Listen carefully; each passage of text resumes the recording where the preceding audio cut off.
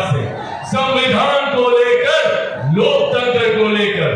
पूछिए इनसे कि आपातकाल के वक्त जब जयप्रकाश नारायण ने संपूर्ण क्रांति का नारा दिया था, जिसमें नेता प्रतिपक्ष के पिताजी भी उसमें साथ में थे, तो वो नारा किसके खिलाफ था?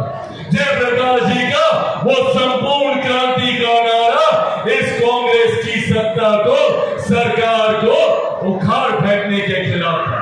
पर आज जब कांग्रेस के नेता राहुल गांधी जब बिहार आते हैं तो हाथ में एक लाल रंग की संविधान की किताब को बार बार लहराने का काम करते हैं। पूछिए उनसे कि भैया कब आप माफी मांगिएगा लोकतंत्र की हत्या करने के लिए? कब आप माफी मांगिएगा संविधान की हत्या करने के लिए?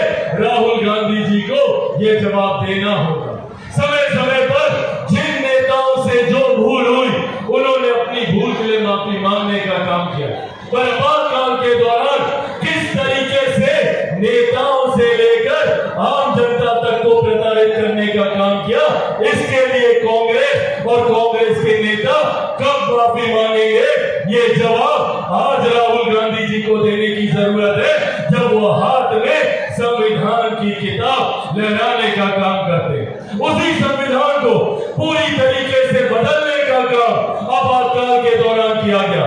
आज जो लोग कहते हैं कि एनडीए की सरकार संविधान को बदलना चाहती है, उस वक्त संविधान के मूल स्वरूप तक को बदलने का काम अगर किसी ने किया तो वो कांग्रेस की सरकार थी। ये हकीकत कांग्रेस की और उनके नेताओं की घर घर तक पहुंचनी जरूरी है। याद करें उस आपातकाल का वो दौर, जितने बुजुर्ग यहाँ पर मौजूद हैं, किस तरीके से युवाओं को, जिसमें अधिकांश अनुसूचित जाति जनजाति से आने वाले युवा थे, गरीब वर्ग से आने वाले युवा थे, पिछड़ा वर्ग से आने वाले युवा थे, अल्पसंख्यक समाज से आने वाले युवा थे, किस तरीके से जबरन उन्हें पकड़कर उनकी नसबंदी कराई जाती थी, किस तरीके से उनके ऊपर अत्याचार किया जाता था। ये था वो आपातकाल का काला दौर, जिसकी यातनाएं आज हर उस नेता ने झेली है जो इस विपक्षी गठबंधन का समर्थन करने का काम करता है। ये है सत्ता की लालच, ये है सत्ता का सुख, जिसके लिए ये तमाम नेता अपने सिद्धांतों को भूलकर कांग्रेस का नेतृत्व स्वीकार करने की मंशा रखते हैं, ताकि ये अपनी महत्वाकांक्षाओं को पूरा कर सके। और जब बिहार आते हैं तो ये तमाम नेता कांग्रेस के नेताओं का स्वागत करते हैं। बताएं तेजस्वी जी कि क्या आप राहुल जी से आपके पिता के साथ हुए अत्याचारों के लिए माफी मांगने को कहेंगे? क्या आप राहुल जी से पूछेंगे कि क्यों इतने लंबे समय तक पिछड़े वर्ग से आने वाले लोगों के साथ अन्याय करने का काम किया?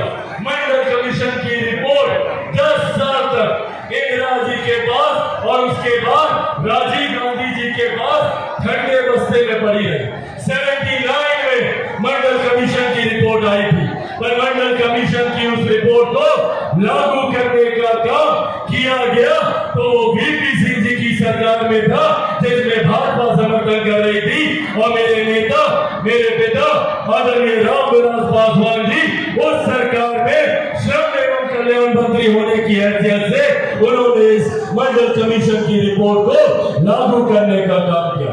पूछे ये सवाल तमाम विपक्ष के नेता जो आज इस तथाकथित एनडीए अलायंस का समर्थन करते हैं कि क्यों इन लोगों ने मुसलमानों के साथ अत्याचार करने का काम किया। आज मेरे कई मुसलमान भाई पटना में धरना दे रहे हैं वक्त के खिलाफ कि जो संशोधन हुए, जबकि जो संशोधन किए गए वो गरीब मुसलमानों को उनका हक दिलाने के लिए किए गए, जिसका समर्थन राजद तेजस्वी यादव करते। तो पूछे तेजस्वी जी से कि भैया जब तुर्कमान गेट दिल्ली में आपातकाल के दौरान खाली कराया गया, जिसमें हजारों लाखों की संख्या में मुसलमानों को विस्थापित कर दिल्ली के बाहर सड़क पर गाजियाबाद के पास फेंक दिया गया, क्या उसके लिए राहुल गांधी जी से राजद के नेता माफी मांगने को कहेंगे? साथियों, हकीकत ये जितने डर हैं ये सिर्फ और लालच में एक दूसरे के साथ